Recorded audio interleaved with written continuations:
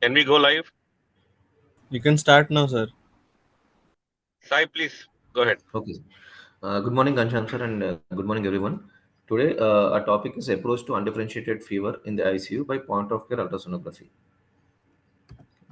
So, firstly, we go with though there is no standardized definition of undifferentiated fever, there are few articles stating that acute undifferentiated febrile illness is a medical condition characterized by a sudden onset of fever that is more than 100.4 degrees Fahrenheit that lasts for less than 2 weeks and cannot be attributed to any specific cause after a thorough, proper clinical evaluation and appropriate laboratory testings. Globally, the prevalence of AUFA is often higher in tropical and subtropical regions. This possibly due to convergence of factors that create fertile ground for diverse range of infectious diseases in India. And these fevers can present in the ICU admission or develop during the hospital stay. So identifying the cause of fever is very much important. As we all know, we have to differentiate the fevers into whether it is infectious cause or non-infectious cause to properly manage the patients. And if ever it is infectious, then we need to find out what is the possible source of the infection, which organ got affected, whether it is liver, kidney, lungs, or abdomen. And point of care ultrasonography helps in diagnostic as well as therapeutic management of any illnesses, like for example, pleural tapping, pericardial tapping, etc. Amongst the multimodal approaches for fever identification, point of care ultrasonography is gaining popularity in the latest times. So, why POCUS for a fever? As you all know, POCUS offers a new approach to identifying the cause of undifferentiated fever in ICU. It helps locate fever sources. It is easily available nowadays in all the ICUs, easily repeated and cost effective. And it can be performed at the bedside, increasing its utility many fold with a shorter learning curve. POCUS can also be used as a means of source control in scenarios like abscess drainage or pleural effusion tapping.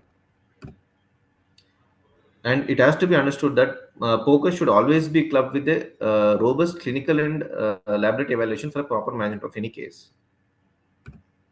So here we go with a case-based system-wise use of POCUS in fever. So we divide each individual organs and take examples of cases and go through it. So first case scenario, a 64-year male patient presented with complaints of fever from 3 days, productive cough from 2 days, and SOP from the last 24 hours. So ABG revealed hypoxia, and meanwhile other lab investigations were awaited. So we performed a bedside point of care ultrasonography so to identify what is the possible state of the lung. So this was the lung ultrasonography findings. So here we can see there is a break in the pleura as well as there is some abnormality with the lung. This is not how the lung looks in normal ultrasonography. So before going to this thing, we briefly discuss what does a normal ultrasonographic findings look like. So as we all know, air reflects all ultrasound waves and acts like a mirror. And the appearance depends upon the interface, surface, angles, size, and the movements. So in general, we use three types of probes. One is a linear probe, this curvilinear probe, and a phased array probes. So these probes are divided according to their depth of penetration as well as resolutions.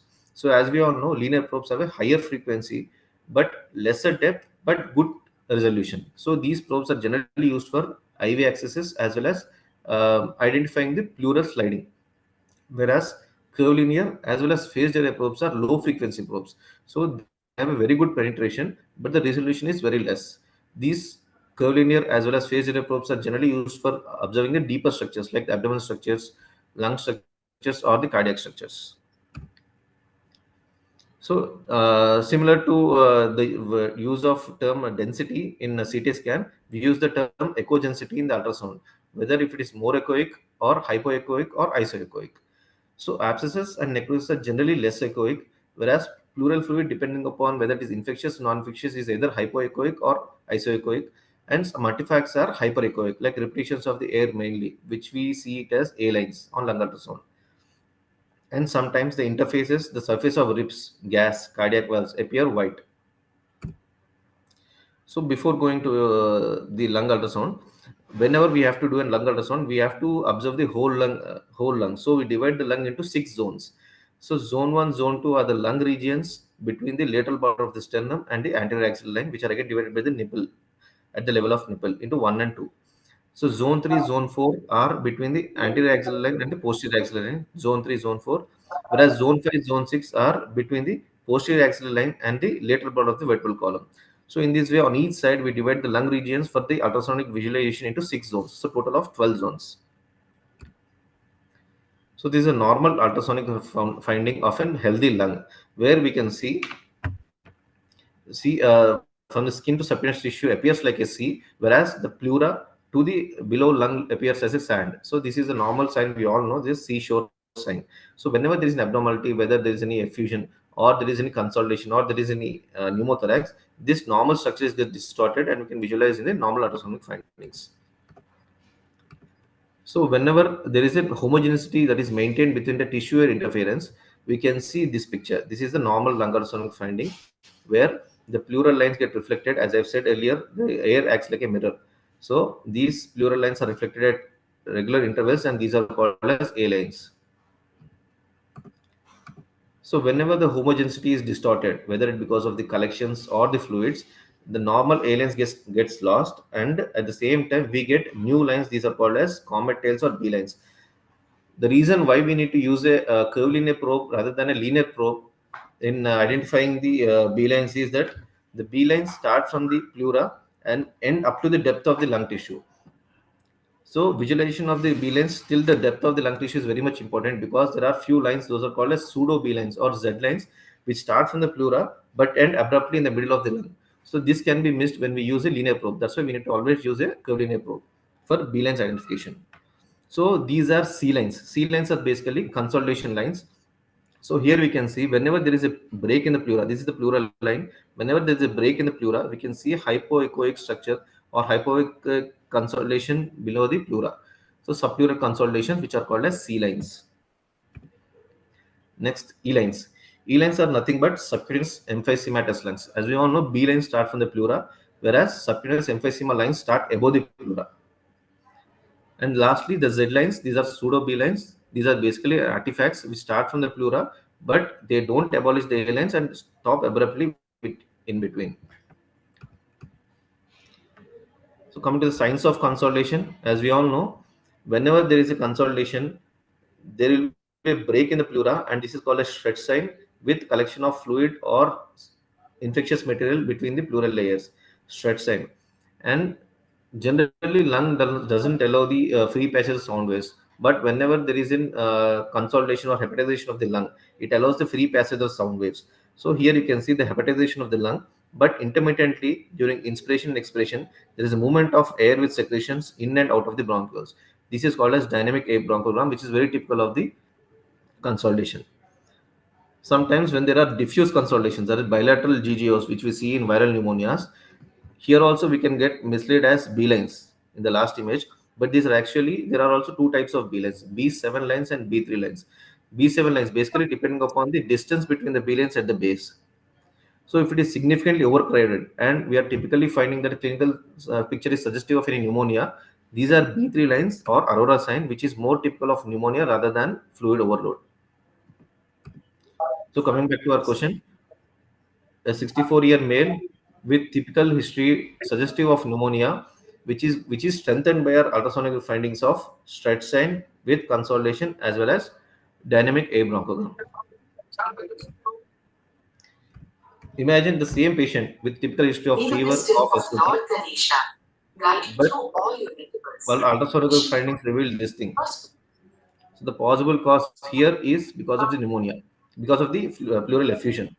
So pleural effusion also, it is basically of two types. As we all know, it can be transitive as well as exudative. So the transitive pleural effusion generally is very hypoechoic and you can see a jellyfish sign. Whereas if you see something like planktons or hypoechoic fluid collection along with intermittent debris-like hyperechoic structures, this is more suggestive of exudative pleural effusion, which is more infective. So here, in the case of pleural effusions, along with the diagnostics, we can also use the pongraphical ultrasound for therapeutic as well as diagnostic tapping. As we all know, we can also quantify the amount of pleural effusion that is present using the Balix formula. That is the maximum distance between the parietal and visual pleura, which is multiplied by 20, which gives approximate amount of pleural effusion in ml. Then we move on to the third scenario. Mrs. Radha, a 56-year-old female, a homemaker by occupation, presented with history of fever with chills from last 2 weeks, shortness of breath on exertion from the last 5 days, and painful nodular skin lesions on the finger from the last 3 days. She also gives a history of heart valve abnormality, which she lost to follow up, not on any, and she is not on any regular medications. So, elderly female with typical history of fever, SOB, and typical painful nodular lesions on the digits, and history of heart valve abnormality. So, one of our provisional differentials should be infective endocarditis. So, on performing the echocardiography point of core ultrasound, we found that, as we all know, this is parasternal long axis view. This is your right ventricle, left atrium, and this is aortic valve entering into the LVOT outlet. So, you can see a thick hypoechoic structure adherent to the aortic valve, as well as small hypoechoic structure within the mural tissue. So, this is basically an infective endocarditis of the aortic valve with mural abscess. So, quantification is possible with the POCUS, defining the possible etiology of the infective endocarditis, whether in few scenarios like it's a large friable mass, which likely favors the fungal cause. And we all know the right side endocarditis is commonly seen in drug abusers like Staph aureus.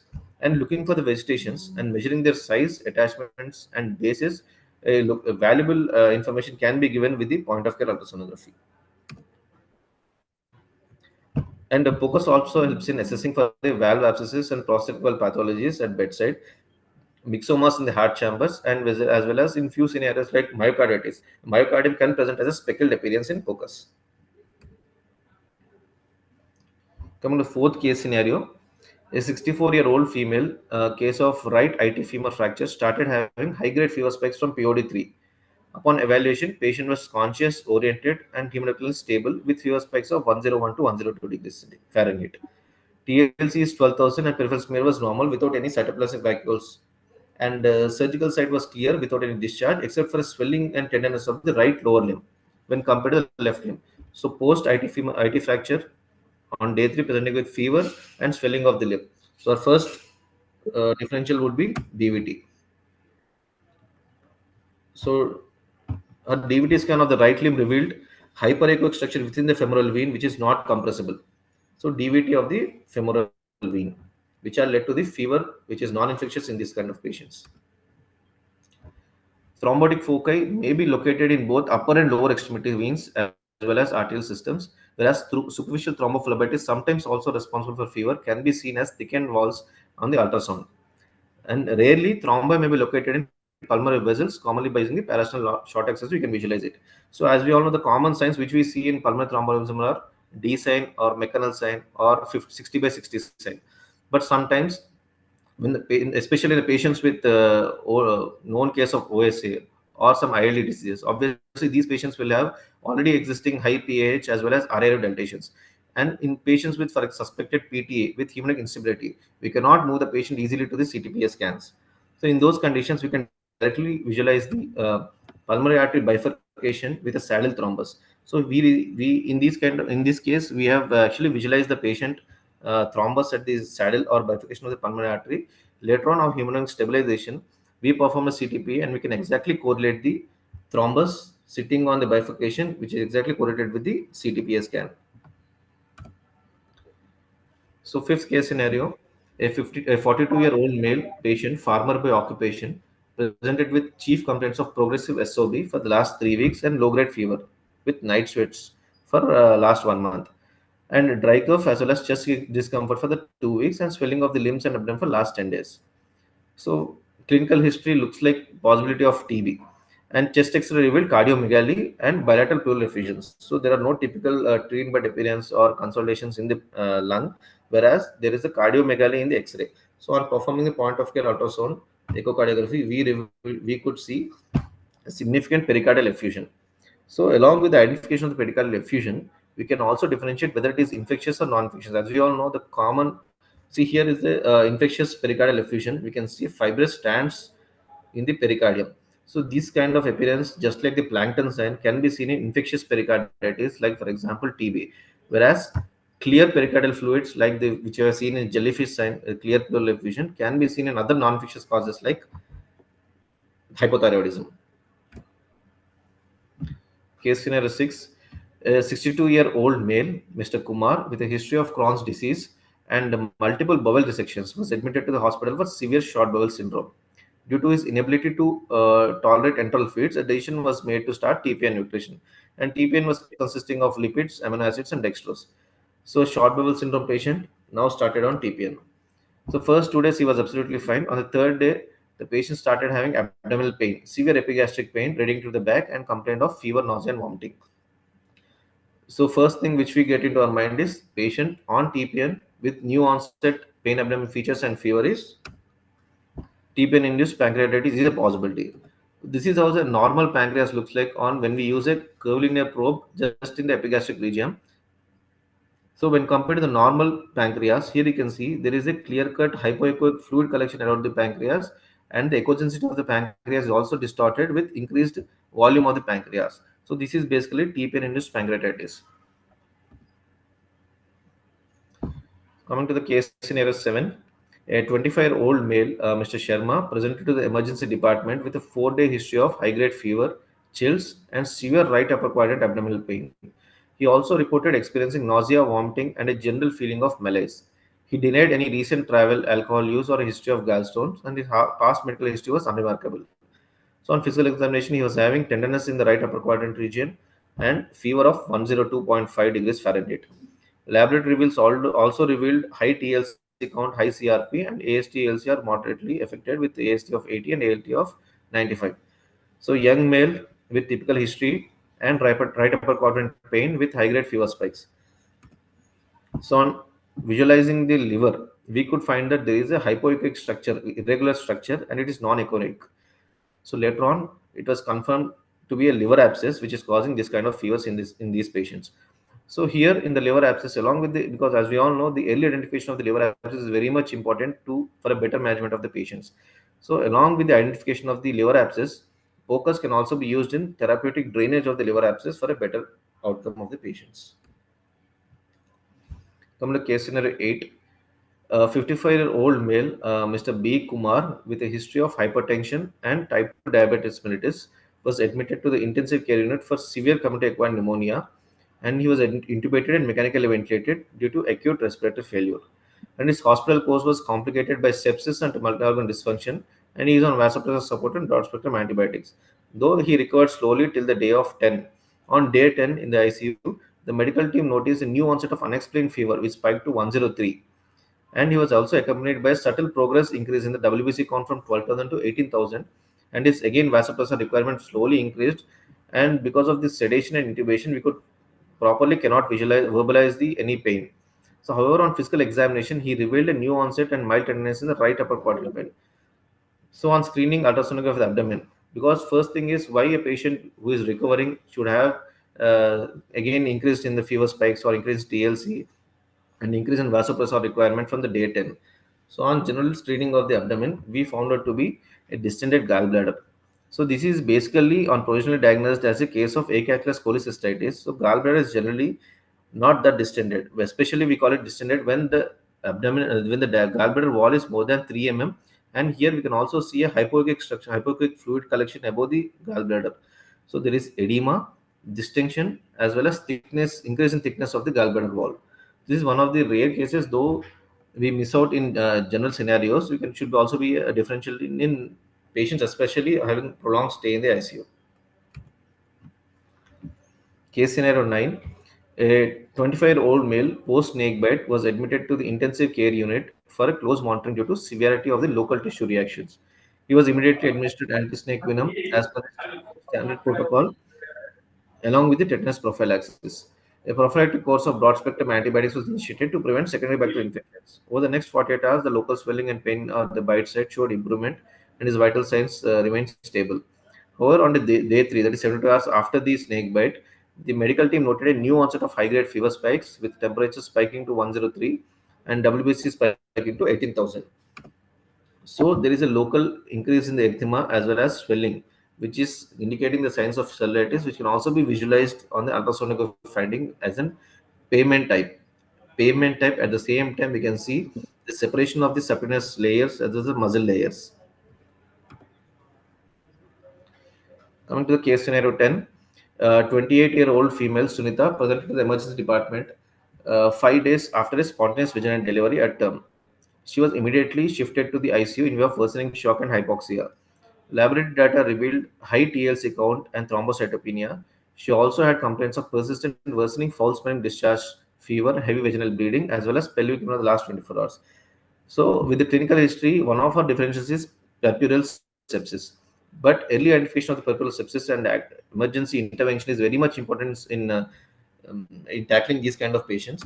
So, bedside simple ultrasonography with the curvilinear probe over the abdomen. Though the best thing is the transvaginal ultrasonography. With the trans abdominal ultrasonography, also we can see few gross changes. So, for example, this is a normal transabdominal curvilinear probe ultrasonography of uterus. You can see obviously the postpartum, the uterus is bulky, but we can see that the anterior and posterior walls are approximated, and we can clearly differentiate a white line at the junction of these two walls, anterior and posterior. Whereas whenever this gets distorted, like here you can see this is the anterior, this is the posterior.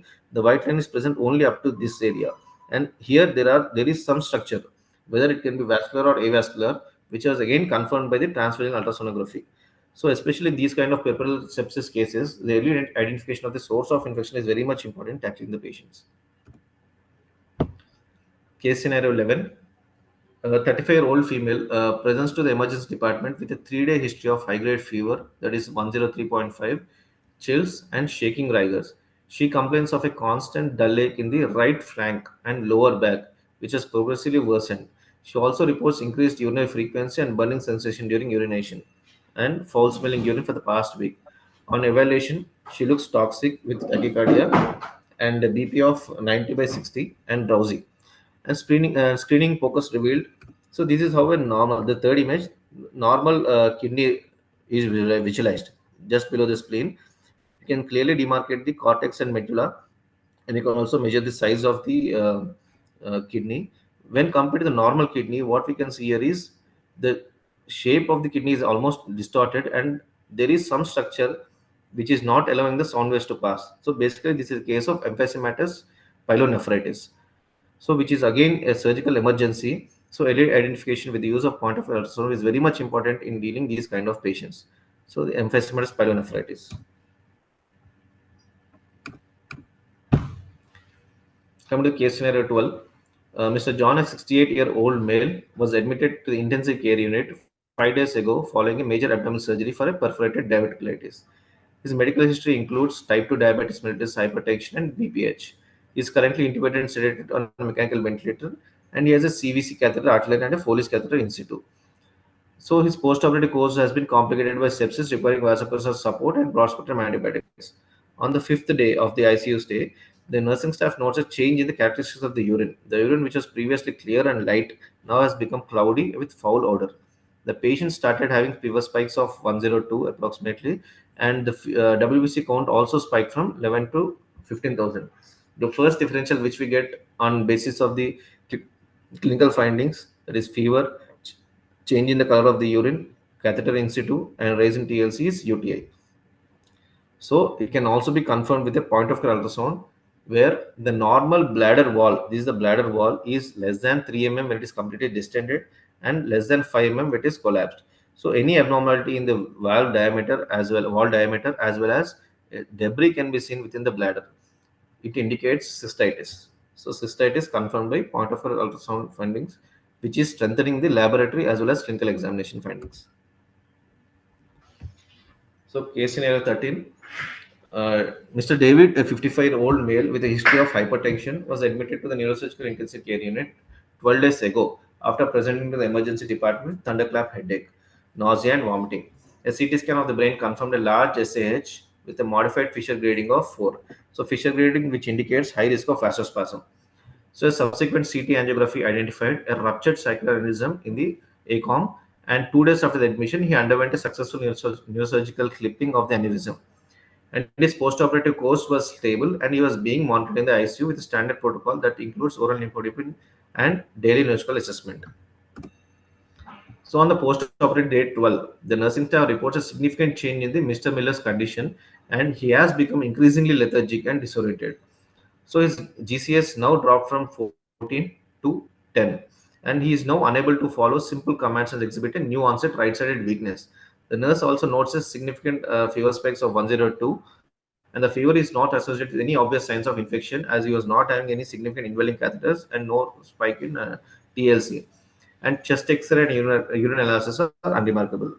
So our possible differentials are according to the SAH history as well as Fisher grading. First differential is obviously delayed cerebral ischemia due to cerebral vasospasm, which is one of the commonest complication of SAH, that to severe grade SAHs. And the other differentials are hydrocephalus and rebleeding. Though rebleeding is most common in the first 24 hours, rebleeding on the 12th day is very unlikely. So for this case, in order to confirm a diagnosis, though DSA is the ideal choice, but in meanwhile, a bedside ultrasonography finding can clearly differentiate whether it is due to hyperemia or cerebral vasospasm with the use of phased array probe. So in the phased array probe, basically what we do is a Lindegaard ratio. So imagine we compare two um, velocities of the two vessels, that is the middle cerebral artery as well as the carotid artery. For example, if there is any hyperemia, so obviously when there is an hyperemia due to anemia or some other cause, there will be increased flow in all the vessels. So there will be increased flow in the MCA as well as in the extracranial part of intercarotid artery. So overall the ratio will be less than 3. For example, if it's not because of the hyperemia, it is because typically of the vasospasm. Obviously, then there will be an increase in the velocities only in the MCA, but the velocities in the intercarotid artery will be normal. So here the Lindegaard ratio, that is mean velocities of the MCA, will be more than the ICA, and the ratio will be more than 6, which is very typical of cerebral vasospasm. And emergent interventions can be confirmed or can be done. The patient can be shifted for DSA, and interventions like balloon angioplasty can be done with the confirmation of these findings. On the case scenario 14, Miss Parker, a 62-year-old female, is admitted to the intensive care unit with a diagnosis of acute decompensated heart failure and new onset of atrial fibrillation with a rapid ventricular response. Her medical history includes well-controlled hypertension and a recent diagnosis of borderline prediabetes. She denies any prior history of heart disease or arrhythmias. So, 62-year female, now presented with heart failure and AF. On admission, her vital signs: heart rate is 165, BP is on the lower side, and saturations are 92%. Despite aggressive treatment for the heart failure and atrial fibrillation, the ICU team notes some confounding clinical signs and symptoms that do not fit a typical heart failure presentation. That is fever. She has a persistent low-grade fever that is not responsive to antibiotics, and for sure not an infection, unlike because the cultures were negative and there's no significant increase in the TLC counts or not any abnormal urine analysis. Along with the fever and atrial fibrillation, the history also revealed that the patient had a decreased weight from the last few months as well as proptosis, and she also has a fine tremors in her hands, and palpation of her neck reveals a non-tender symmetrically enlarged thyroid gland. So, enlarged thyroid gland with atrial fibrillation, decreased history of weight loss, along with proptosis. So, on screening ultrasonography of the thyroid gland, this is the normal thyroid gland on the left, which we can see. The echogenicity of the normal thyroid gland as well as the echogenicity of this gland is quite different. So, here you can see the almost overall there is an increase in the size of the thyroid gland, where the isthmus is generally less than 0.5 centimeters. It is more than 0.5 centimeters on the right side, as well as the echogenicity is decreased. In few scenarios, so this is basically Graves' disease with presenting as an atrial fibrillation and heart failure. So in few scenarios, we can also use a Doppler where you can find that the vascularity is also increased, whereas which is called as thyroid inferno. So the gross abnormality of echogenicity as well as the vascularity can be found out in patients presenting with thyrotoxicosis. And later on confirming the laboratory findings also, we could note that the TSH is severely suppressed with TSH of 0.01, and T4 is abnormally elevated more than 5 and elevated free T3 levels. And we further performed the thyroid stimulating immunoglobulins TSS, and that turned out to be positive. So it's an autoimmune nature of the Graves' disease. So here the point of care ultrasound. So rather than treating the atrial fibrillation and heart failure alone, if you can correlate the clinical findings with the ultrasonic findings along with the just strengthened by the laboratory findings, we could make a diagnosis of Graves' disease. So, as you all know, the season of tropical illnesses like dengue, lepto, and scrub, point of care ultrasound helps in identification or confirming the tropical illnesses, where we can see these kind of illnesses where they are associated with hepatosplenomegaly, rashes, jaundice, and swellings and polycystitis with altered sensorium.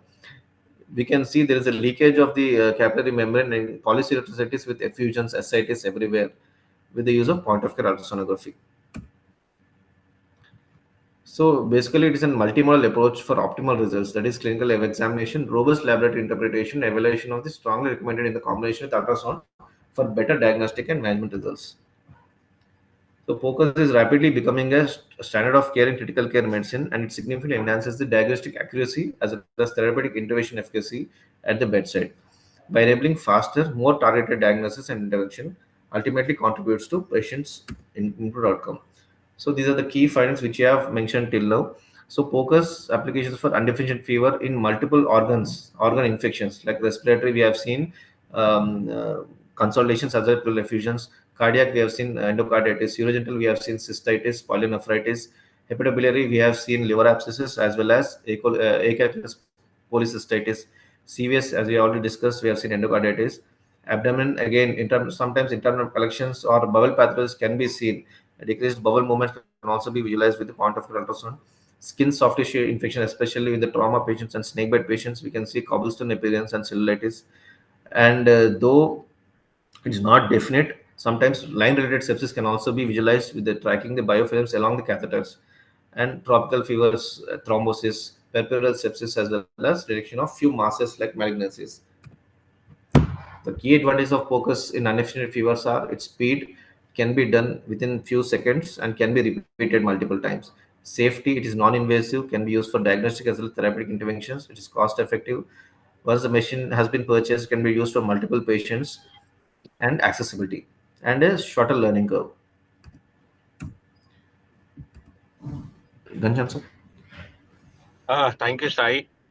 Yes, I sir. think I mean, you have highlighted the importance and the scope of ultrasound, right? Yes, sir. What started with simple looking at the heart through the echo to the lungs. Now I think ultrasound is a one modality which can be used to kind of look at every organ.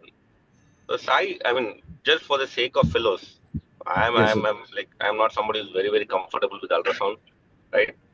Yes, sir. Probably belonging to the older generation, but the younger generation guys, I think there is absolutely no doubt that their training or their learning in critical care should involve a comprehensive understanding of the role of ultrasound in critical care. Yes, So sir. just wanted to for the benefits of fellows, right? Yes, sir. How does somebody get all these skills? See, not every unit may have a very strong ultrasound. Yes, sir. Somebody who can train them, right? Yes, sir. So, what would be your advice to a lot of trainees as to how can they Sir, acquire these skills?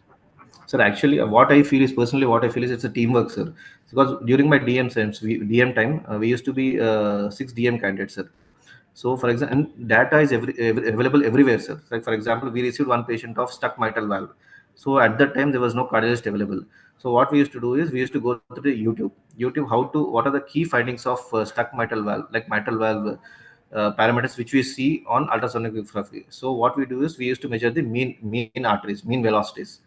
So, patient presenting with stuck mitral valve, the baseline mean velocities across or mean gradients across the mitral valve, we thrombolize the patient, and we used to recheck the mitral valve gradients. So obviously it's not easy on the first time, but what we used to do, we used to share. Like for example, if I learned mitral valve velocities today, I used to teach my colleagues. They used to learn something different, like measuring the bladder volumes or measuring the pleural effusion quantification. They used to teach me, and it's always a bedside practice, sir. The more you do, the more perfection we get, sir. So, And your advice would be just keep practicing, keep practicing, practicing, practicing. sir. And it is Just clearly keep the given in put all the the YouTube probe videos, and sir. sorry, Sai, what was that? It is clearly each and every parameter, how to monitor, how to measure is clearly given in all the YouTube videos, sir. Okay, okay. Any specific site or you just go and type? No. No, sir. Actually, no, sir. Directly we go and check whatever the best video we get, we should Okay. see, sir. Okay, okay. Thank you once again, Sai. So, I mean, the advice to all the youngsters, Yes, sir. right? If you want to learn, it's not about if. I think it is a compulsion or it is a must for the younger trainees to learn about the role of ultrasound in critical patients. I mean, you need to acquire these skills because these skills are no longer a desired skill; they have become a basic skill now. Yes, sir. And the easiest way, as I said, if you don't have anybody to teach you, go through the YouTube videos.